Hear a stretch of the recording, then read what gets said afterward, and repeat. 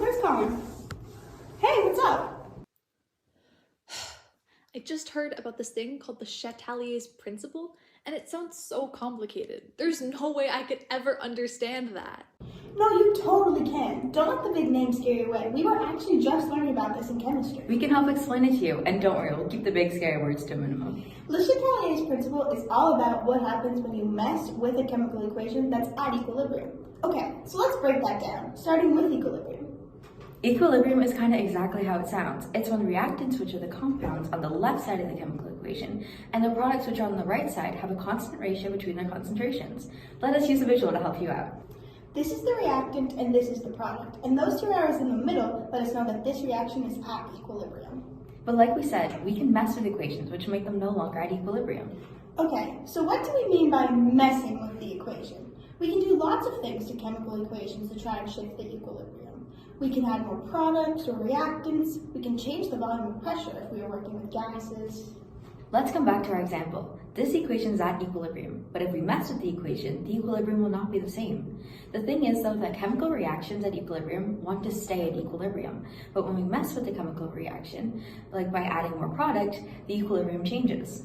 Okay, let's look at our equation and have some fun with it. So let's start by adding some more reactant, which in this case is N2O4. So now that constant ratio between the concentrations of the reactants and the products is completely messed with. So what's gonna happen? Well, the chemical equation is going to want to try and get rid of the extra added reactants, so the equilibrium will shift away from whatever's added. So in this case, we will say that the equilibrium shifts to the right, away from the reactants. Oh, okay. Exactly. Now that you know it will shift away from whatever's added, what do you think will happen if we add more of the product? So it'll shift to the left. Yes, exactly.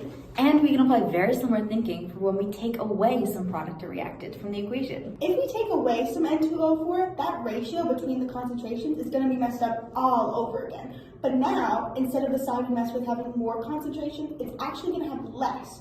So all that means is that the equilibrium is going to shift towards what we took away in order to fix it. So in our example, we would say that the equilibrium shifts to the left toward the reactants. There are many more ways to manipulate a chemical equation, but I think this is a great start to understanding Le Chatelier's principle. Wow, thank you. I actually understand it now. That's so cool. So glad we could help. Yeah, breaking it down into smaller terms and simpler concepts really made it way easier to understand. An explanation like this could totally help out other people. I know. Making information about chemistry, or really just science in general, more accessible to people is so important. It helps get rid of misconceptions about how topics in chemistry are really difficult and complex. So breaking things down really helps people realize it's not as hard as they might initially think. These misconceptions can steer people away from wanting to learn more about the subject because they may believe they're not able to learn the material shown to them if it's always presented in a complex way. Exactly. This is why providing information about chemistry concepts in a simpler way so that people understand them better is so important. It could increase their interest in the subject and encourage them to learn more about not only chemistry-related topics, but any subject in science. I'm so happy we could help you learn Le Chatelier's principle. Oh, and now we actually have to go to chemistry. Bye!